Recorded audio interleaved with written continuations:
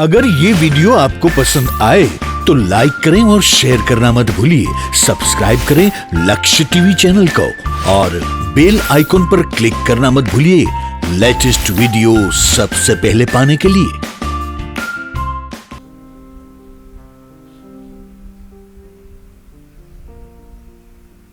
આવો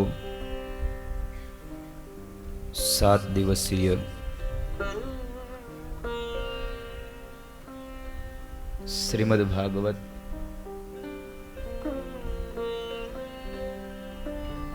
જ્ઞાન યજ્ઞ મહોત્સવ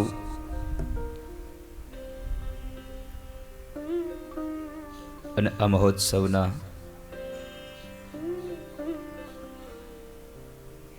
છેલ્લા ચરણમાં 7મા દિવસે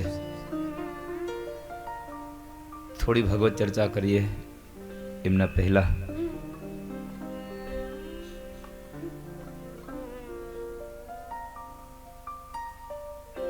પ્રાર્થનાનું એક પુષ્પ ભગવાન ઠાકોરજીના ચરણારવિંદમાં સમર્પિત કરીએ।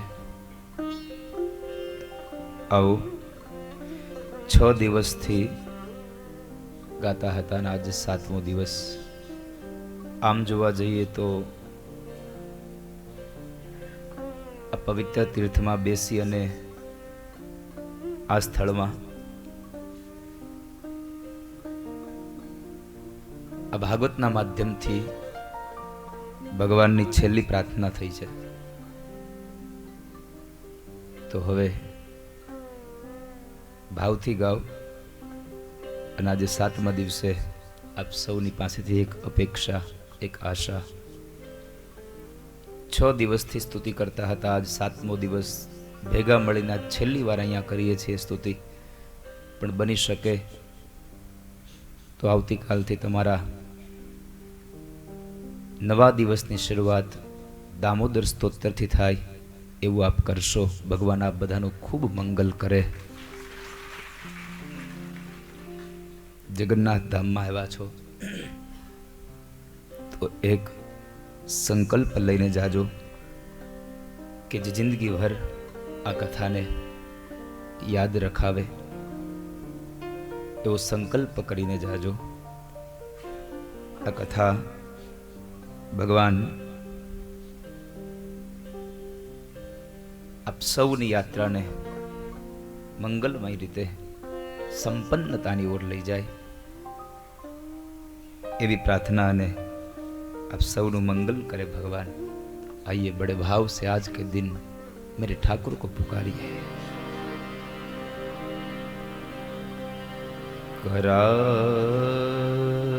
करारविंदे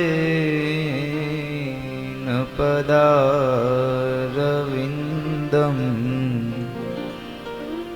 मुखारविंदे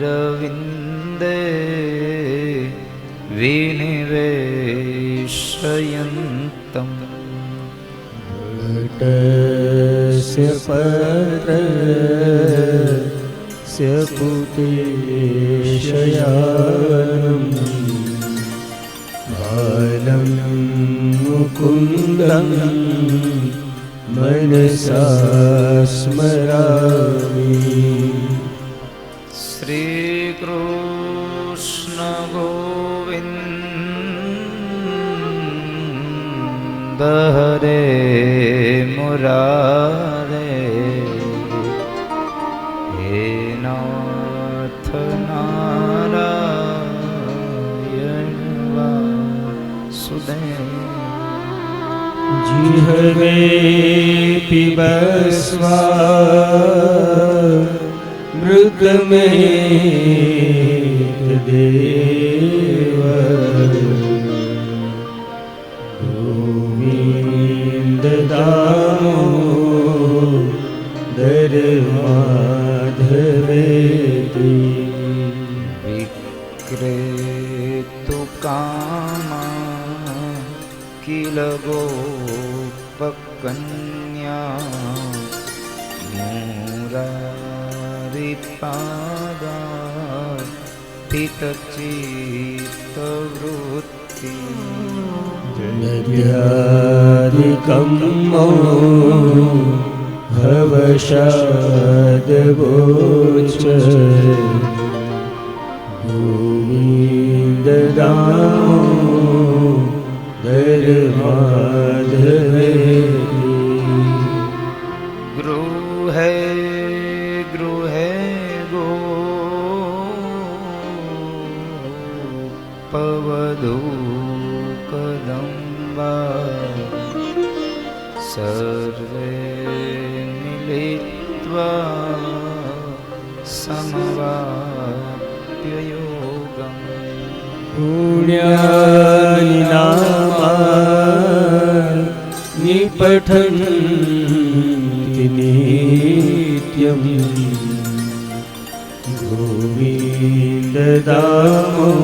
गोविन्ददामोदर माधवेति सुखं शयानां निलये निजेति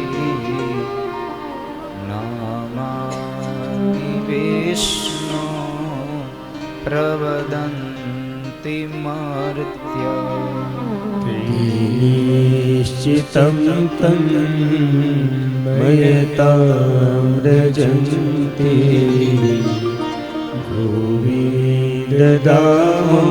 गोविन्ददामोदर माधवेति जिह्वे सदैवं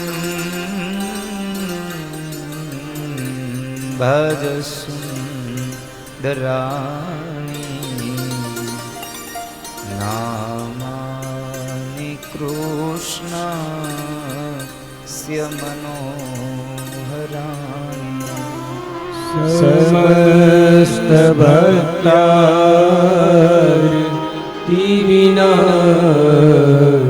समस्तभक्तार्तिविनाशनानि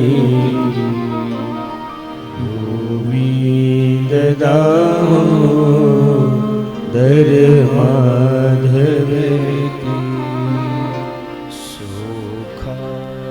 सुखवसाने इदमेव साने दुःखवसाने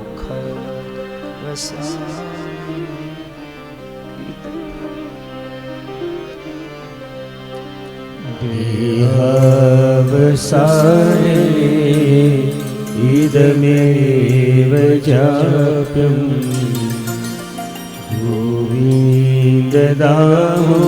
गोविन्ददामोदर माधवेति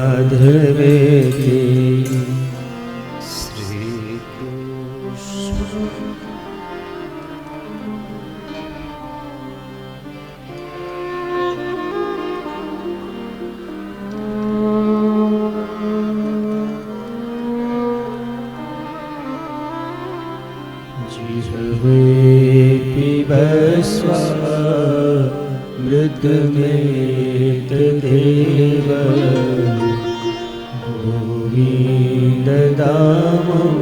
गोविन्ददामोदर माधवेति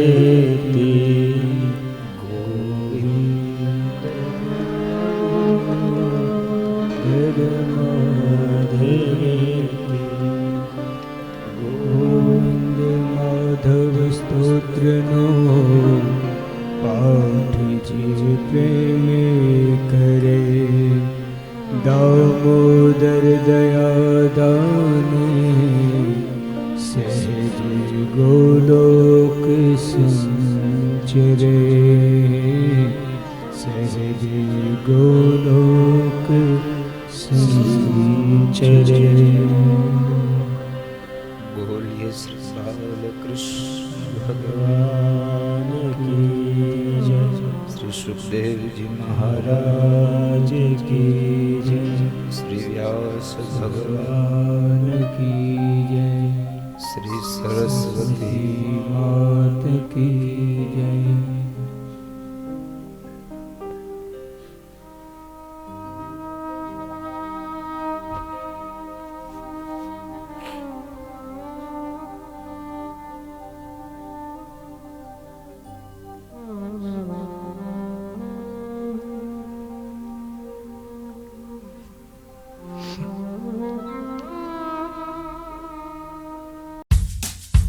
अगर ये वीडियो आपको पसंद आया हो तो लाइक करें और शेयर करना मत भूलिए।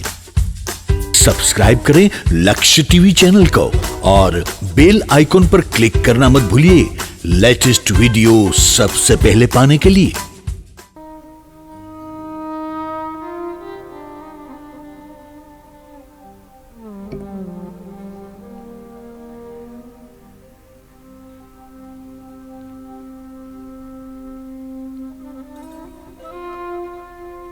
चार धाम અને માનો એક પવિત્ર ધામ જગન્નાથપુરી.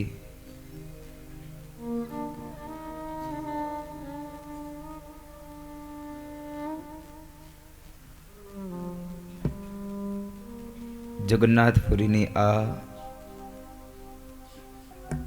પાવન ધરામાં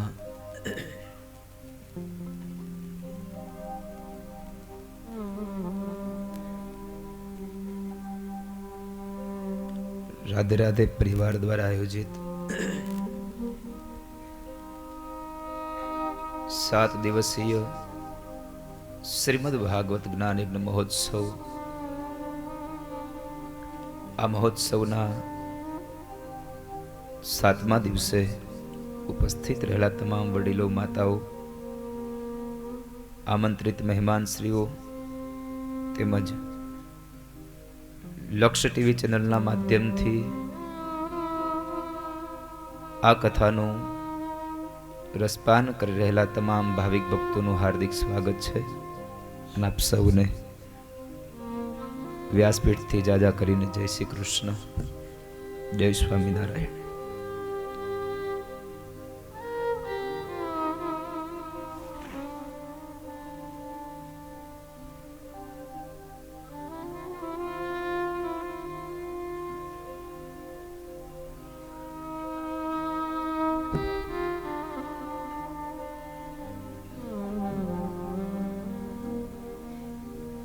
આજે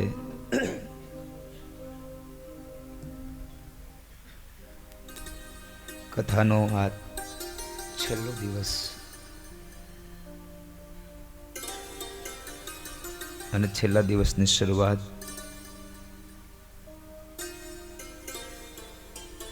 હવે તો કથા ઘડી બે ઘડી રહી છે.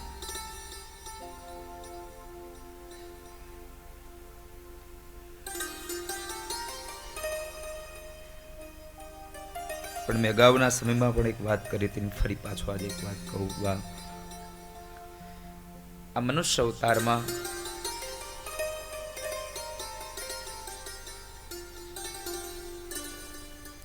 એક ઘડી આધી મેં પુનિયાદ, तुलसी संगत साधु की कोटि कटे अपराध. જ્યારે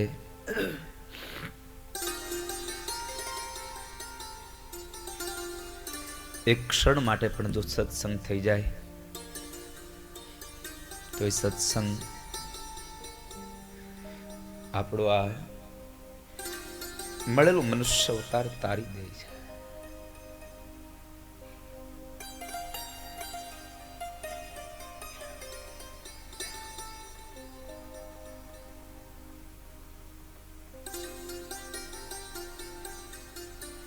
ગઈકાલ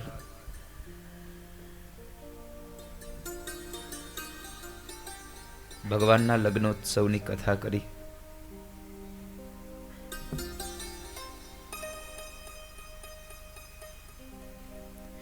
ખૂબ આનંદ કર્યો.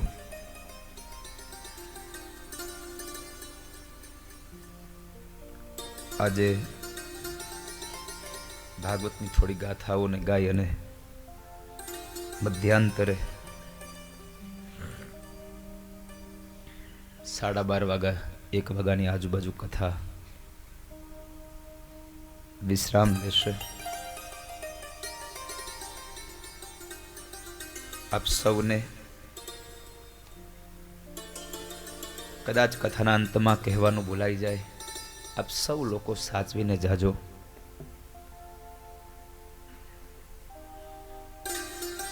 મુસાફરી દરમિયાન તમારા સામાનનું અને સામાન કરતા તમારા પોતાનું વધારે ધ્યાન રાખજો બાપ. તમે હેમખેમ બધા ઘરે પહોંચી જાઓ.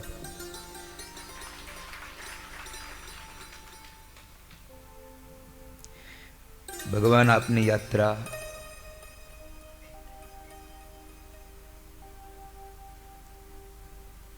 મંગલ કરે.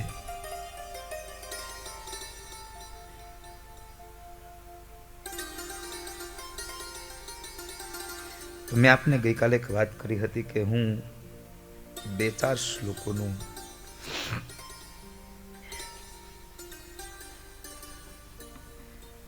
મને જે 7 શ્લોકોમાં, જો કે શ્લોક ભાગવતના 18,000 શ્લોકો ખૂબ દિવ્ય રસોથી ભર્યા છે, પણ એમાં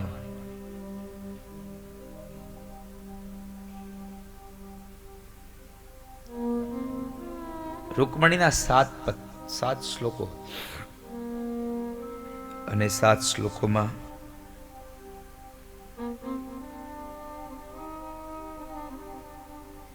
બે ત્રણ શ્લોકોનો ભાવાર્થ બહુ દિવ્ય બતાવ્યો છે.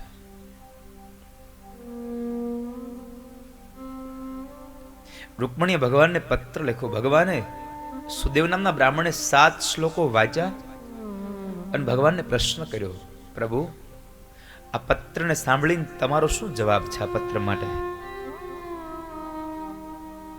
તમારે જવાબ આપવો હોય તો વિચારજો. તમારી પાસે માત્ર 1 રાત્રિનો સમય છે. રૂકમણીના ઘડિયા લગ્ન લેવાઈ ગયા છે. લાંબો કાળ તમારી પાસે બાકી નથી.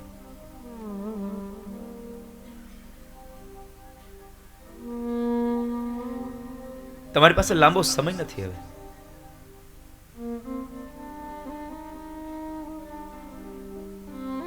વિચાર કરો, રૂકમણીના 7 શ્લોકો ખાલી સાંભળ્યા, ભગવાને એટલું જ કહ્યું, ભૂદેવ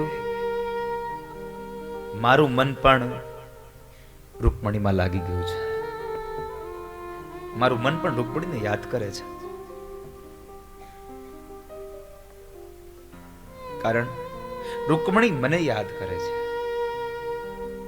અને જેટલા લોકો ભગવાનને યાદ કરે છે ને, ભાવે કુભાવે, ભરોસા સાથે કહું છું, ભગવાન એને બધાને યાદ કરે છે. મેં આગળના દિવસમાં એક પંક્તિ ગાઈ હતી, કદાચ તમને યાદ હશે, નહીં હોય મને ખબર નથી. મને ભજે તે મારા હે અર્જુન, મને ભજે તે મારા હો, મને ભજે તે મારા હે અર્જુન, મને ભજે તે મારા, મને ભજે તે મારા હે અર્જુન, મને ભજે તે મારા, મને ભજે. ભગવાન એમ કહે છે કે મને ભજે એ મારા છે અર્જુન, એ બધા મારા છે. જેટલા મને ભજે એ બધાને હું ભજું છું, હું એને પ્રેમ કરું છું.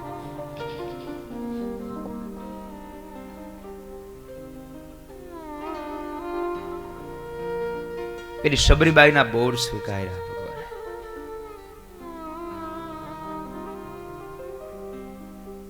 શબરીબાઈના બોર સ્વીકાર્યા, શબરીબાઈના બોર સ્વીકાર્યા, શબરીબાઈના બોર સ્વીકાર્યા, શબરીબાઈના બોર સ્વીકાર્યા, પ્રેમે આરોગી લીધા હે અર્જુન, મને ભજે તે મારા હો, મને ભજે તે મારા. પ્રેમ ખાધા ભગવાને, અને એ બોર જૂઠા હતા. મને ભજે તે હેઠા કરીને બોર ભગવાને ખાધા. રામચરિત માનસમાં તો એવું કહેવાય છે કે લક્ષ્મણજીએ ન ખાધા. પેલા તો રામજી જુએ છે કે લક્ષ્મણ નથી ખાતો. રામજીએ શું કર્યું? શબરીબાઈના જૂઠા બોર ભગવાન રામે ચાખ્યું ને એ પ્રસાદીમાં લક્ષ્મણને આપ્યું. લક્ષ્મણને માના ધાવણનો સ્વાદ એમાં આપ્યો તો સાહેબ. એ શબરીનો પ્રેમ હતો એમાં. મને ભજે તે મારા અર્જુન, મને ભજે તે મને ભજે ઈ મારા છે. માટે ભગવાનની ભક્તિ, ભગવાનની પૂજા ભાવથી કરજો બધા.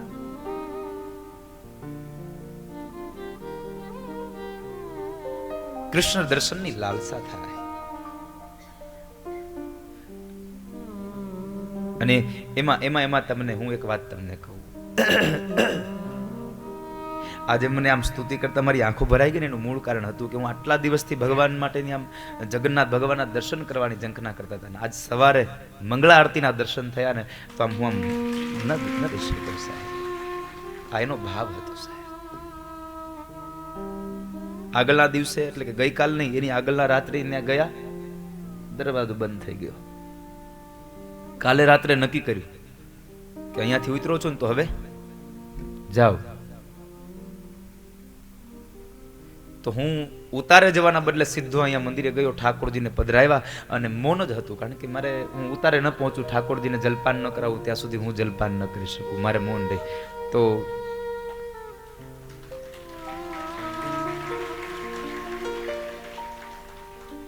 જે સ્વામી પધાર્યા છે, બોલો સ્વામિનારાયણ ભગવાન.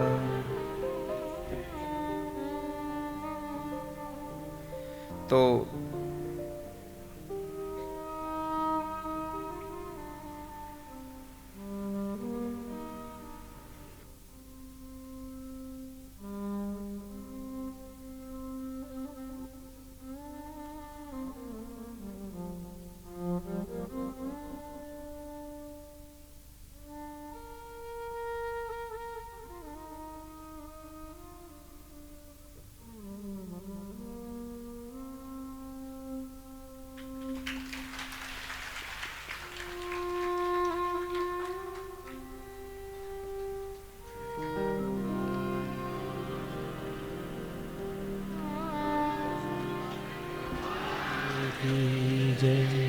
સ્વામીને અત્યારે મુંબઈ જવાનું છે, મારે સાંજે જવાનું છે. 12 કલાકનો અમારા બેયનો વિરહ થયો છે. 12 કલાક પછી વળી પાછો સંયોગ થશે.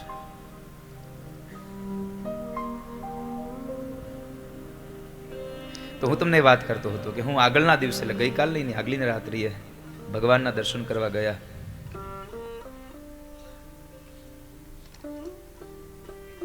પણ ભગવાનની ઈચ્છા હશે કે આજે દર્શન નથી થવા દેવા. દરવાજે પહોંચ્યા અને દરવાજો બંધ થયો. કાલે એવું નક્કી કર્યું ઉતારે જાવ તો થોડીક વાર લાગી જાય, અહીંથી સીધો વયો જાવ. તો ઠાકોરજીને પધરાવ્યા અને હું ગાડીના દરવાજે આવ્યો. દરવાજો ખોલ્યો, હું અંદર બેસવા ગયો ને તો મને એમ થયું કે આમ અંદરથી એવું થયું કે હું મારા ઠાકોરજીને અહીંયા મૂકીને વયો જાઉં. હવે નથી એને મેં જલપાન કરાવ્યું, નથી મેં કર્યું, તો આમ અંદરથી થોડુંક આમ ના આવી નથી જવું. એટલે મેં મહેશને કીધું બેટા કાલ સવારે મંગળામાં જઈએ. તો મને કે મંગળામાં જશું આપણે. કાલે વહેલા દર્શન કરવા માટે થઈ અને અહીંથી સીધું જવું હતું. મારે તો કથામાં મોડું થયું. સ્વામી ને ગુરુજીની બધા વી ગયા. મને કે તમે પછી કરી આવજો તમારી રીતે. કઈ વાંધો તમે જાઓ. ઉંદર કાપે કરંડીઓ ને સાપ ઉંદરને ખાય, ઉદ્યમ કરતા અવળું પડે, ધાર્યું મારા ધણીનું થાય. સ્વામીની લોકો મને મૂકીને વયા ગયા. ન્યા ગયા ને દરવાજો બંધ થઈ ગયો. એને ત્યાંથી પાછા આવ્યા. અને આજ સવારે શું ઠાકોરજીએ દર્શન આપ્યા છે. એટલે ભગવાનની એ દામોદર સ્તોત્ર ગાતો હતો ને તો મને એ ભગવાનના દર્શન થતા હતા સાહેબ. અને જ્યારે તમારી તમામ સ્મૃતિમાંથી બધું જ નીકળી જશે ત્યારે હું ભરોસા સાથે કહું, તમે ગમે તેટલા પ્રયત્ન કરો તમારી આંખમાંથી અશ્રુને નહીં રોકી શકો સાહેબ. પરમાત્મા જ્યારે તમારી અંદર આવી ગયો છે.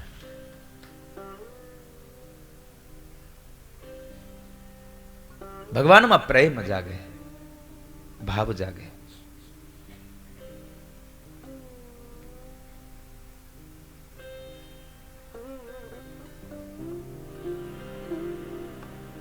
તો ભગવાન આજ સવારે દર્શન આવ્યા છે. 3 દિવસ થયા જતા હતા બધે.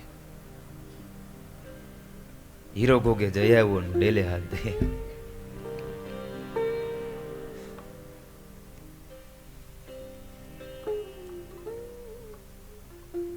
તો એવી આ ગાથા. રૂકમણીના પત્રમાં શું લખ્યું છે સાંભળવો છે? કેટલા લોકોને સાંભળવો છે?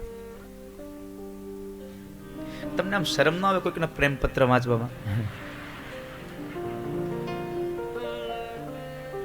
તરત આંગળી ઊંચી કરી.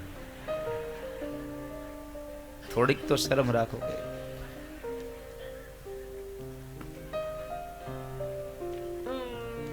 અને પેલા આમે પત્રનો જ વ્યવહાર હતો ને, ઘણા ખરાને યાદ હશે. પરબીડિયા કવર આવે, પીલા અંતરદેશી, હથેકનો ગુંદર લગાવ્યો હોય અને પાછું લખ્યું હોય આના સિવાય કોઈ ખોલશો, આખી કોર ભરી હોય. આમ ખબર પડી જાય આ પત્ર ક્યાંથી આવ્યો છે.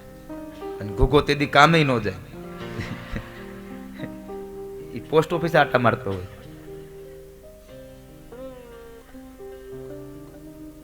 અને હવે તો ફોન આવી ગયા, પત્ર વ્યવહાર બંધ થઈ ગયો.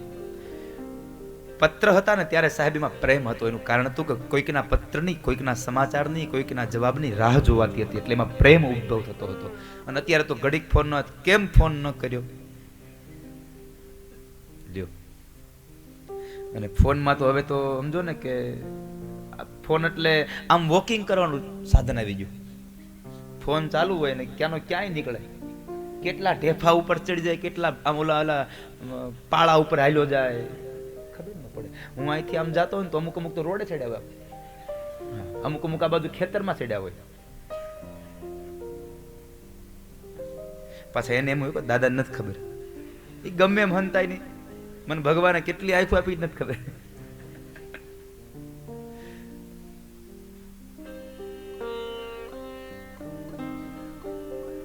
અગાસી ઉપર ચડી જાય પછી એવું આમ કોણ જાણે હું એમાં હને પાતું પડતો હોય. એને તમે એક જગ્યાએ ન બેસે, તમે સ્થિર કરી દો, અહીં ફોન લઈને બેસી જા તો છેલ્લી બાકી આમ એ કોઈ તરહ કરે, હક તો નો જ થાય. પણ રૂકમણીના પત્રમાં સાહેબ બહુ ભાવ હતો. એટલે ભગવાને સ્વીકાર લીધું કે ચલો સુદેવ નામના બ્રાહ્મણને કીધું દારૂક રથ તૈયાર કર, રૂકમણીને લેવા જવું છે. રથ તૈયાર કર.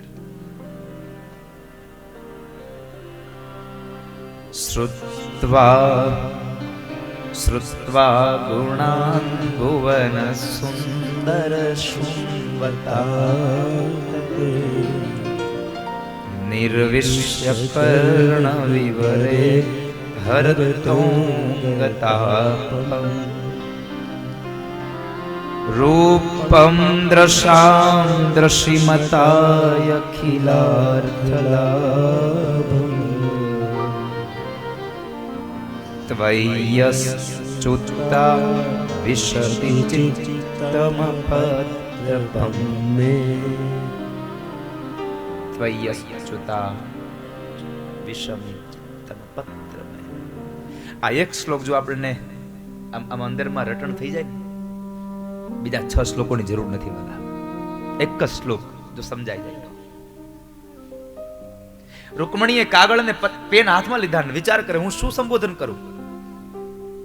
રૂકમણી કહે છે સ્વીકાર તો મેં કર્યો છે, મેં એને મારા પતિ માન્યા છે, એને મને ક્યાં સ્વીકારી છે, તો હું એમ ન કહી શકું તમે મારા પતિ છો. સંબંધ બંને બાજુનો હોવો જોઈએ. એક તરફી સંબંધ ન ચાલે. મેં એને સ્વીકાર્યા છે કે મેં મારી જિંદગીમાં તમારું સ્થાન મારા પતિ તરીકે છે. હવે એને તો હજી મને સ્વીકારી નથી, તો હું કેમ લખું પતિ છો મારા? તો એમ કેમ લખવું કે હે કૃષ્ણ? શું સંબોધન કરવું? પત્રના સંબોધન ઉપરથી ખબર પડે પત્ર વાંચવો કે ન વાંચવો. વિષય લખ્યો હોય ને, વિષય પત્ર લખતા આવડે છે ને? પ્રાથમિક શાળામાં આપણને પત્ર લખાવતા, વેકેશનનો પત્ર અને પિતાશ્રીને પત્ર અને પત્ર. એમાં ઉપર આપણું જમણા હાથ બાજુ ઉપર હેડિંગ બંધાવે આપણું, પછી લખે વિષય. વિષયમાં આખા પત્રનો જે વિષયાંગ કર્યો છે એ વિષયાંગનો વિષય છે, અને એ વિષયમાં તમામ સાર લખાઈ ગયો હોય. એ વિષયને વાંચીને માણસને ખબર પડે કે આ પત્ર શું કહેવા માંગે છે. તમારો વિષય સારો હોવો જોઈએ, સંબોધન સારું હોવું જોઈએ.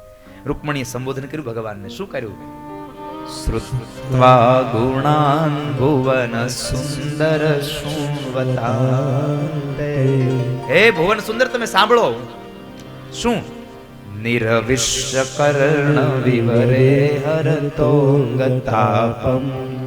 તમારા કથાઓને સાંભળી અને મારા કાન પવિત્ર બન્યા છે, મારું મન તમારામાં લાગ્યું છે. ત્વયચ્યુતા વિશતિ ચિત્તમ પત્રપમ. મારું ચિત્ત પત્ર મેં તમારામાં સમર્પિત કર્યું છે તમને સાંભળીને, તમારા ગુણાનુવાદની કથાને સાંભળી છે. રૂપમ દ્રશામ દ્રશ્યમતાય અખિલાર્થ લાભમ.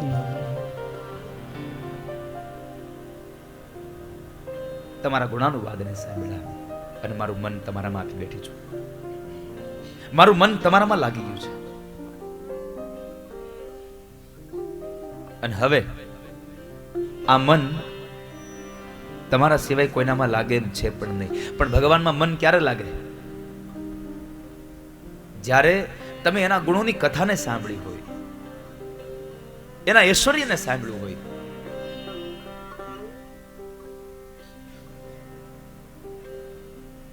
એના શ્રીને તમે નિહાળ્યું હોય. શ્રી એટલે સૌંદર્ય. એના રૂપને તમે નિહાળ્યું હોય. પીળા પિતાંબર પહેર્યા, ગળાની અંદર લટકતી વનમાળાઓ શોભે છે, માથામાં મોર મુગટ શોભે છે, કાનમાં કુંડળ શોભે છે, અને કાનની ઉપર પીળી કરણનું પુષ્પ શોભે છે. કર્ણયો કર્ણિકાર.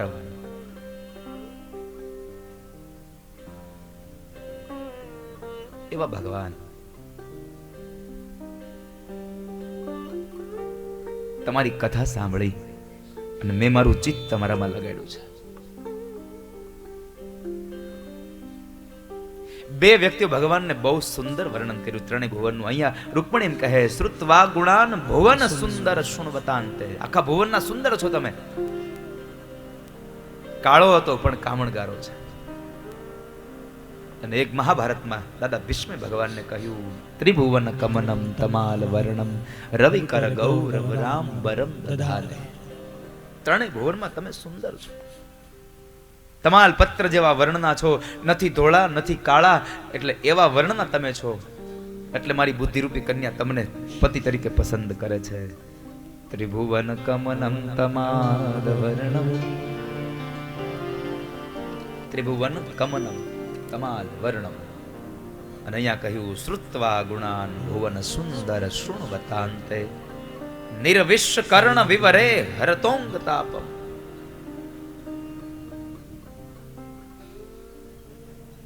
હરતોંગ તાપમ. તો બીજા શ્લોકમાં બહુ સુંદર રૂકમણીય પત્રમાં લખ્યું છે. અને બીજી વાત, બીજા શ્લોકમાં લખ્યું તો ખરું, પણ પોતાના જ માટે લખ્યું એવું નહીં. આ દુનિયામાં જેટલા પણ દીકરા અને દીકરીઓના મા બાપ છે, બધાના માટે એક સૂચન કર્યું છે. હજારો વર્ષ પહેલા રૂકમણી આપણને સૂચન કરી ગયા છે કે દીકરા અને દીકરીઓનો જ્યારે વેવિશાળ કરો ને, ત્યારે આટલી વસ્તુ ધ્યાનમાં રાખજો.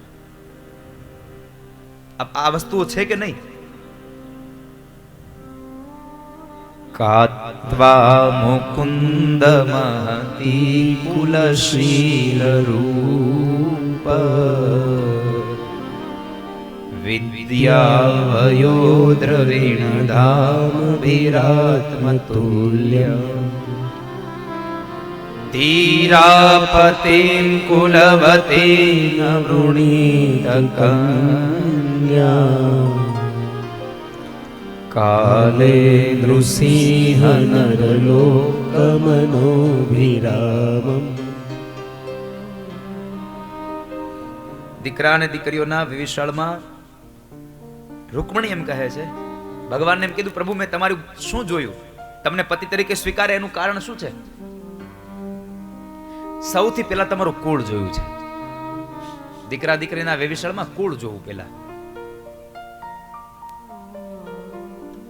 કળિયુગમાં કુળ નહીં, અભ્યાસ નહીં, એનું ચારિત્ર નહીં, એક જ વસ્તુ જોવામાં આવે. શું? પૈસા વાળા છે દેવાય. અને અત્યારની બધી દીકરીઓને એક જ ઈચ્છા છે, પૈસા વાળા, મોટો બંગલો હોય ને હારી ગાડી હોય એટલે બહુ થઈ ગયું. કામ વાળા તો હોય જ, પછી કામ તો કરવું નહીં. બંગલા જોઈને જાવ એનો વાંધો નથી, પણ અંદર રહેનારા હંસલા છે કે બગલા છે એ જોજો ખાસ કરીને સાહેબ. બંગલા જો એનો વાંધો નથી,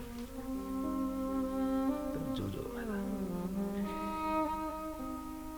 ભલે નાનું મકાન હોય પણ એમાં રહેનારા જો હંસ હોય ને તો એમાં વાંધો નહીં વ્યવિશાળ કરવામાં. મોટા મોટા બંગલાની અંદર પણ જો બગલા રહેતા હોય ને, પેલું કહ્યું, પ્રભુ મેં તમારું કુળ જોયું છે. બીજી વાત,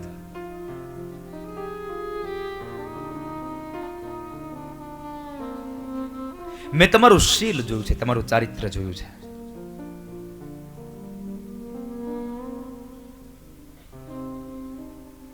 ત્રીજી વાત,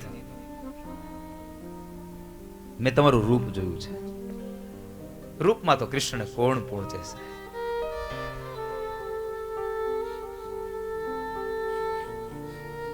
તમે ખાલી એટલો વિચાર કરો, આ મૂર્તિ છે છતાં પણ આટલો પ્યારો લાગે છે, તો વાસ્તવિકમાં કેટલો સુંદર લાગતો હશે એ સમયમાં. આ મૂર્તિમાં આટલો પ્યારો લાગે છે, એમ થાય જોયા જ કરીએ, જોયા જ કરીએ.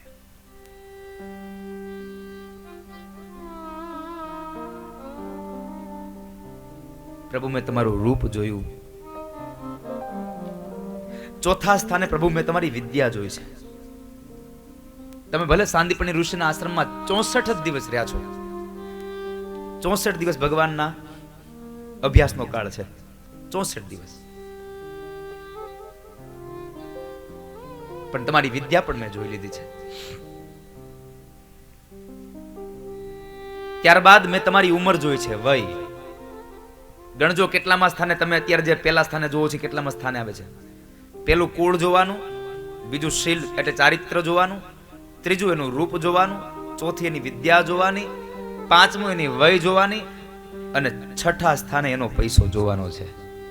આ 5 વસ્તુ છે, પછી પૈસો જોવો. પણ આપણે પેલા પૈસો હોય એટલે 5 વસ્તુ બધી ગુણ થઈ જાય. કાંઈ આમાં નથી, જો રેડી જ છે બધું. હાલો, વિદ્યા વયો દ્રવિણ ધામ ભીરાત્મતુલ્ય.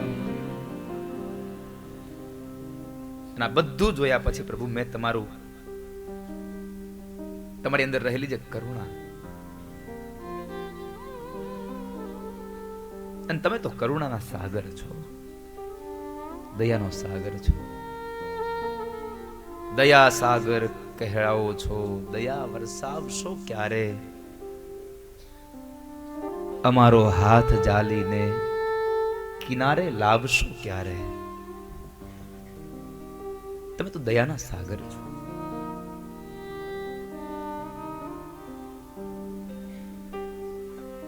પ્રભુ જરૂર પડીને તમારી તાકાત પણ જોઈ લીધી છે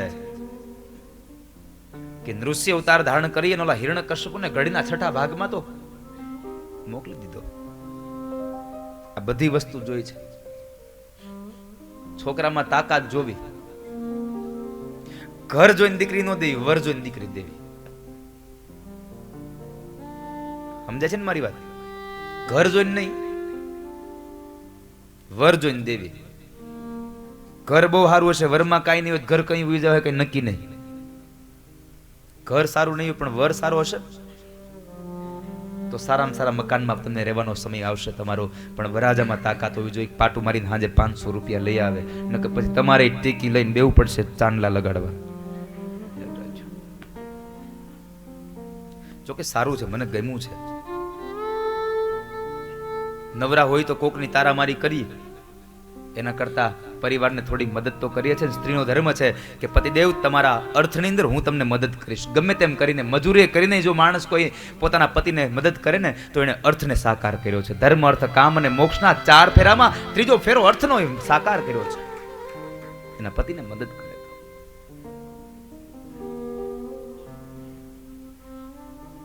પણ તમે જોજો પેલા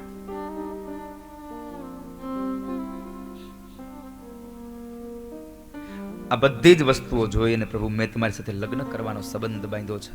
લગ્ન કરવાની મને ઈચ્છા થઈ ગઈ છે. મારો સંબંધ તો એક પક્ષી છે જી, પણ આટલા મારા શબ્દો સાંભળી અને તમે જો સ્વીકાર કરતા હોય મારો, તો તમે એમ ન કહેતા કે હા મેં તમારો સ્વીકાર કર્યો છે, આવી જાઓ. તમે મને સ્વીકારતા હોય તો હું આવી નહીં જાઉં, તમારે મને લેવા આવી પડશે. હું સામેથી નહીં આવું, તમારે મને લેવા આવી પડશે.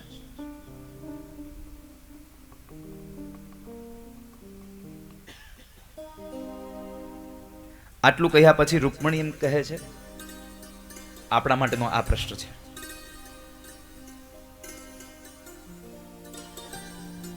કે ભગવાનને તમે ક્યારે કહી શકો તમે મને લેવા આવજો? આ જીવ ભગવાનને ક્યારે કહી શકે તમે મને લેવા આવજો? એક જ વાત છે, પૂર્તેષ્ટ દત્ત નિયમ વ્રત દેવ વિપ્ર ગુર્વર્ચનાદિ વિરલમ ભગવાન પરેશ.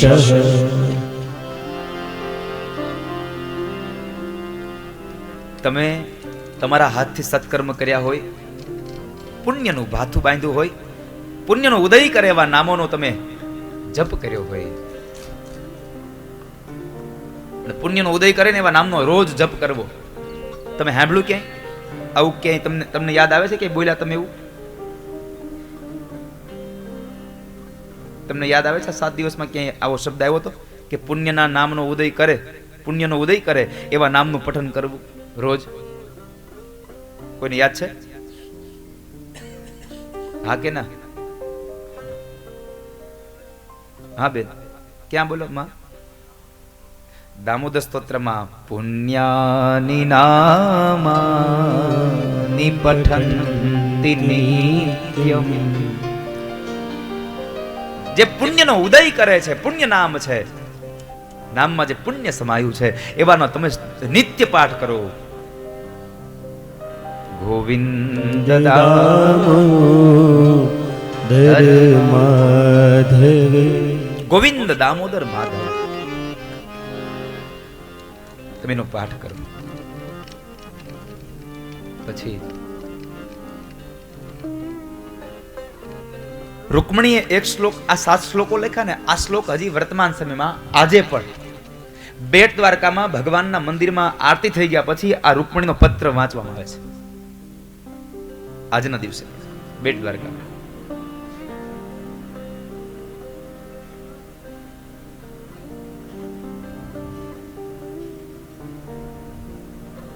રૂકમણીએ 7 શ્લોકમાં જ્યાં જ્યાં કઈ લખ્યું ને ત્યાં અમુક અમુક શબ્દોની નીચે લાલ શાહીથી અંડરલાઈન કરી છે કે આ વસ્તુ મોસ્ટ ઇમ્પોર્ટન્ટ છે, આ જોજો પેલા, પછી આ બધું આગળ પગલા ભરજો. પેલા આને તમે ચકાસજો.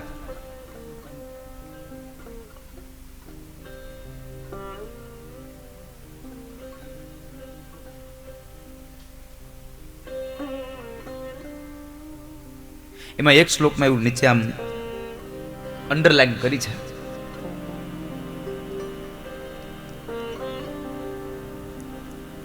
અને કહ્યું છે તમે આવો ને તો સમજીને આવજો.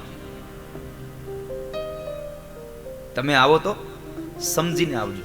બુદ્ધિ એમ કહે છે, હવે તમે ધ્યાન રાખજો, આ રૂકમણી પત્ર લખ્યો છે, પણ આ જીવ, આ બુદ્ધિ ભગવાન એમ કહે છે તમે આવો તો સમજીને આવજો, એમને ના આવતા. કારણ અહીંયા ખાંડાના ખેલ છે, અહીંયા આવીને તમારે મમરા નથી ખાવાના, આ ખાંડાનો ખેલ છે. તમે મને લેવા આવશો તો અહીંયા કેટલાય રાજાઓ હશે, આ રાજાઓની હારે તમારે યુદ્ધ કરવું પડશે, અને યુદ્ધમાં જીતીને પછી તમારે મને લઈ જવાની છે. પેલી રૂકમણી કહેતી હશે કે અહીંયા જરાસંઘ આદિ ઘણા રાજાઓ હશે, એની સાથે યુદ્ધ કરવું પડશે, તમારે મને જીતવી પડશે, પછી લઈ જવી પડશે. અને આ બુદ્ધિ શું કહે છે કે મારી આજુબાજુમાં ઘણા બધા રાજાઓ છે, કામ, ક્રોધ, લોભ, મદ, મોહ, ઈર્ષા, આ બધા જ રાજાઓની સાથે તમારે યુદ્ધ કરીને એની મધ્યમાંથી તમારે મને લઈ જવાની છે, એની વચ્ચેથી તમારે મને લેવાની છે. એટલે સમજીને આવજો. આ બધા રાજાઓ પ્રબળ છે, બધા પ્રબળ છે.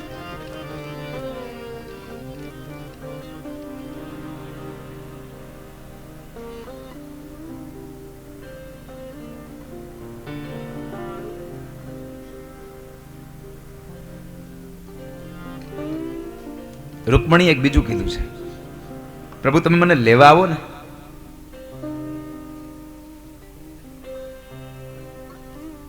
તો તમે જો મારો સ્વીકાર કરો તો હું તમને થોડીક મદદ કરું, તમે મને લેવા આવો તો જેવા તેવા સમયે ન આવશો. હું માંદગીમાં સપડાઈ ગયો હોઉં, હોસ્પિટલમાં પથારીમાં પડ્યો હોઉં, મારા ઘરના ખૂણામાં પડ્યો હોઉં, અપવિત્ર પડ્યો હોઉં, એવા સમય તમે મને લેવા ના આવતા. તમે મને જો લેવા આવો ને તો હું પવિત્ર બનીને તમારા ધામની અંદર, તમારા મંદિરમાં હું જ્યારે બેઠો હોઉં, મારા વિચારો પવિત્ર હોય, આવા સમય તમે મને લેવા આવજો, જ્યારે હું તમારી પૂજા કરતો હોઉં. રૂકમણી એમ કહ્યું છે કે હું તમે મને લેવા આવો તો હું તમને મદદ કરું, કે જ્યારે હું ભવાની માતાના મંદિરે જાઉં ત્યારે તમે મને લઈ જાજો. અહીંયા એમ કહ્યું છે કે હું જ્યારે મંદિરમાં હોઉં ત્યારે તમે મને લઈ જાજો, હું માંદગીમાં હોઉં તો તમે મને લેવા ના આવશો, હું શુદ્ધ હોઉં, પવિત્ર હોઉં તો તમે મને લઈ જાજો.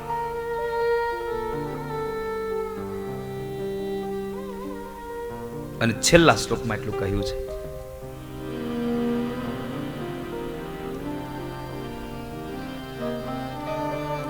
છેલ્લો શ્લોક બહુ સુંદર છે, ગાઈએ. યસ્યાન્દ્રિ પંકજરજ સ્નપનમ મહાતો વાછન્ત્યુમાપતિરિવાત્મતમોપહત્તે યર્હંબુજાક્ષણલભેય ભવત પ્રસાદમ જહિયામસુનૃતકૃશાં છતજન્મભિ સ્યાત. પ્રભુ આ તો તમે જો ન આવવાના હોય ને તો માટે એના માટેનો શ્લોક છે. તમે જો ન આવવાના હોવ તો, તમે મારો સ્વીકાર ન કરવાના હોય તો આ શ્લોક વાંચજો, નકર જરૂર નથી. તમે જો ન આવવાના હોવ, તમારો નિર્ણય કદાચ નકારાત્મક હોય, જો કે રૂકમણીને ભરોસો હતો કે મારા પત્રને વાંચીને આનો જવાબ નકારાત્મક નહીં આવે, આનો જવાબ સકારાત્મક જ હશે, આવશે જ કૃષ્ણ. છતાં એણે પોતાની અનન્યતા દેખાડી છે કે કદાચ તમે અમારી આ ભક્તિનો સ્વીકાર કરીને કદાચ ન આવો તો સાંભળી લો, હે કૃષ્ણ, આ રૂકમણી મનથી તમને વરી ચૂકી છે. મેં મારું મન તમારામાં લગાડી દીધું છે હવે, અને આ મન હવે બીજે ન લાગે. હું મનથી તમને વરી ચૂકી છું, તમારી થઈ ગઈ છું, એટલે હવે અન્યની તો થાવ જ નહીં. તમે લેવા નહીં આવો તો હું મારો પ્રાણ ત્યાગી દઈશ, પણ બીજાના હાથમાં મારો હાથ નહીં આપું. હું મારો પ્રાણ ત્યાગી દઈશ. પ્રાણ ત્યાગી દઈશ એટલે હું આત્મહત્યા કરી લઈશ, મરી જઈશ? ના, આધ્યાત્મિક અર્થ એમ કહે છે હું વ્રત કરીશ, હું ઉપવાસ કરીશ, હું પૂજા કરીશ, હું તપ કરીશ, એવી રીતે મારી આ જિંદગીને પૂરી કરી દઈશ બાકી બીજાના કોઈનામાં તો મન નહીં લગાડવું, આવા ભૌતિક સમાજમાં મન નહીં લગાડવું. મારું મન કૃષ્ણમય બન્યું છે, હવે હું બીજામાં ન જાઉં. આ આધ્યાત્મિક અર્થ રૂકમણીના પત્રનો બતાવ્યો. અને અહીંયા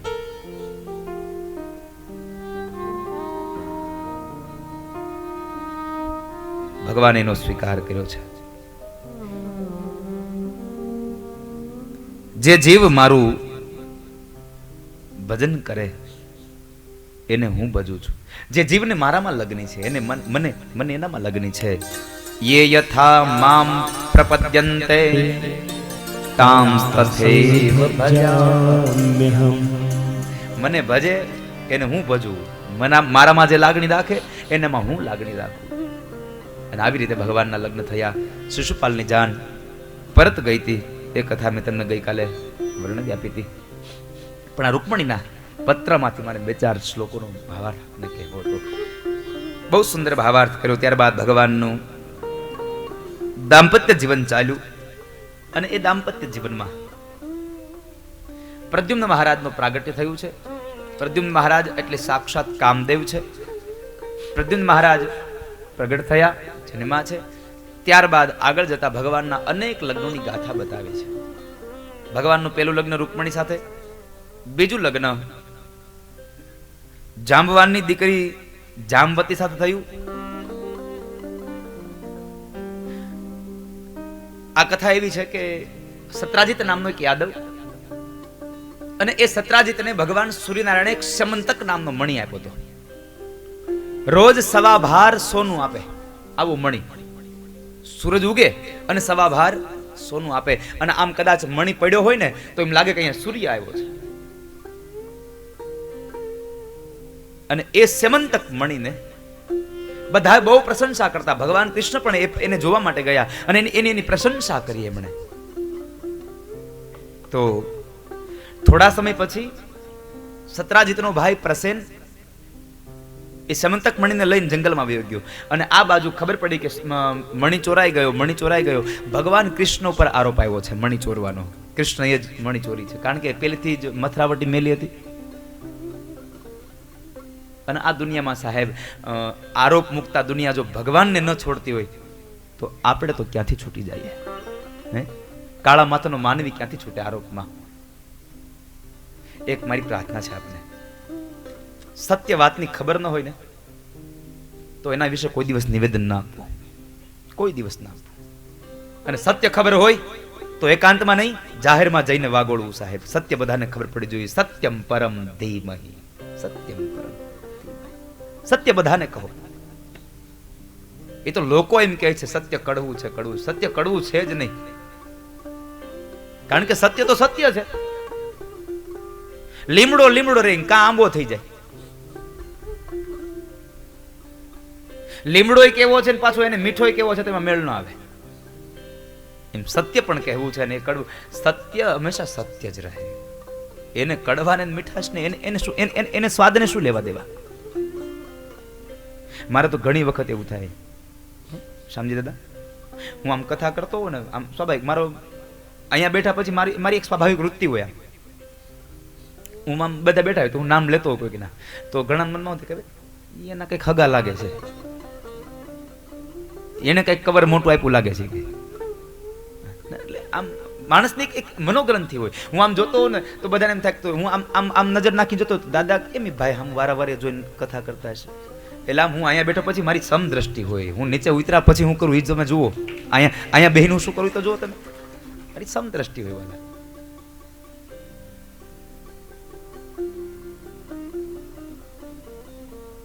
તો ઘણા ને મનમાં એમ થયા કરે કે દાદા આનું કેમ નામ લેતા હશે. તો મારે હું આંખું બંધ રાખીને કથા કરવી? મારે કોઈ સારા કામ કરે તેને મારે બોલવા નહીં? સત્ય તો હું અહીંયા ગમે તેને કહી શકું સાહેબ, કારણ કે હું સત્ય કહેવા માટે બેઠો છું. અને મેં સત્ય કદાચ એક દિવસ કહી દીધું તો તમને કદાચ ખ્યાલ હોય ન હોય મને ખબર નથી. કેટલા લોકોને ખબર છે મેં સત્ય અહીંયાથી કોઈ જાતનો ભેદ રાખ્યા વગર કહી દીધું હતું? કેટલા લોકોને ખબર છે? બોલો.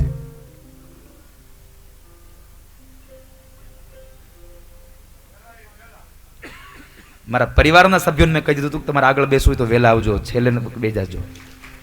સાહેબ આ વ્યાસપીઠ છે, અહીંયા મારો પરિવાર ન ચાલે, અહીંયા તો મારી આ ભાવભરી દુનિયા છે. જો મને મારો પરિવાર પેલો ન હોય તો આમાંથી બેઠેલા કોણ પેલા હોય મને?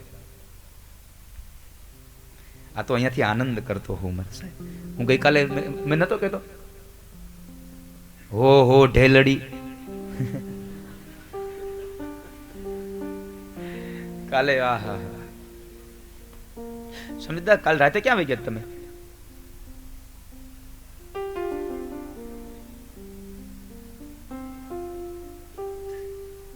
આજ આખી રાત નથી હું તો બોલો. કાલ રાતે મોડા સુધી અહીંયા બેઠો, અહીંથી ગયો તો ત્યાં અધ્યયન ચાલુ થયું ઘરે, અને સવારમાં 4:30 પાછું આમ જાવું તું મંદિરે. મેં કીધું હવે જો હુઈ જઈશ ને તો પછી અહીં કોઈ ઢોલ વગાડશે તો મેળ નહીં આવે, બુંગીઓ વગાડશે તો મેળ નહીં આવે.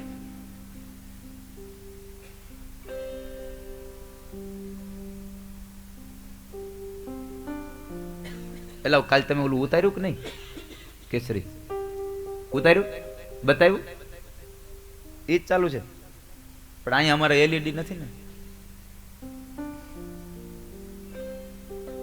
જુઓ કેટલા ભાગ્યશાળી છે આપણા બધા, ઘેરે બેઠીને જે કથા સાંભળે છે.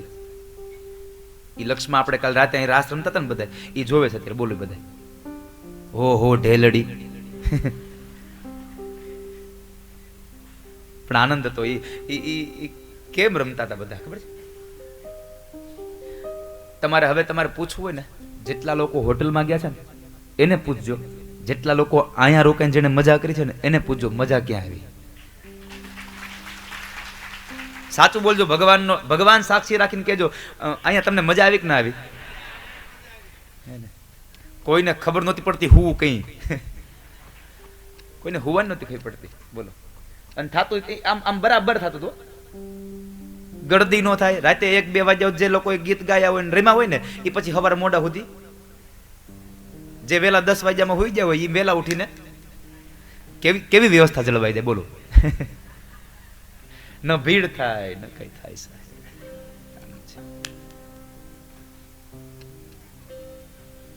પણ આ 7 દિવસનો આજે પ્રેમ અહીંયા પૂરો થઈ જાય હમણાં કલાકમાં. પછી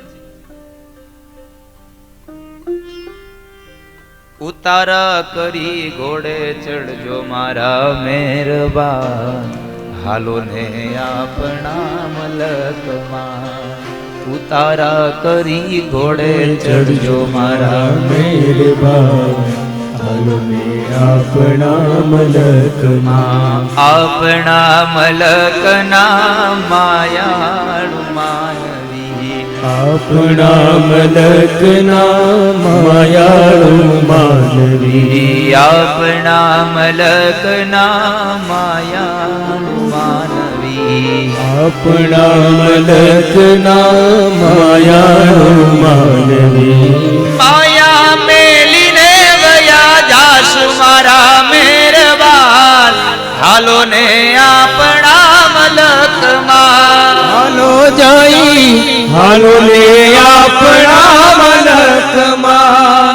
એમ એવી માયા મેલીને ગયા જાસુ મારા મહેરબાન, હાલો ને આપણા મલકમાં.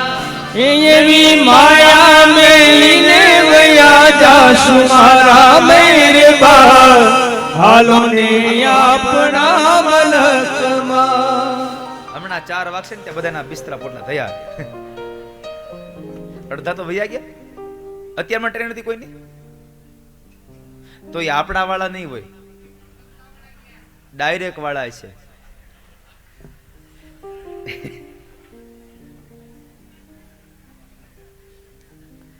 ડાયરેક્ટ વાળા વાંધો નહીં, ખૂબ સારું થયું તમે આવ્યા ને. અમારી લાજ રાખી, આ હોલ તમે બધાએ ભરી દીધો. અમે તો 30 જણા દેવા હતા.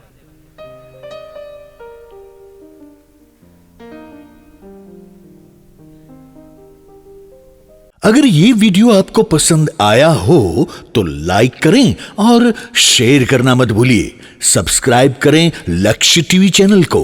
हाँ, और बेल आइकॉन पर क्लिक करना मत भूलिएगा लेटेस्ट वीडियो सबसे पहले पाने के लिए.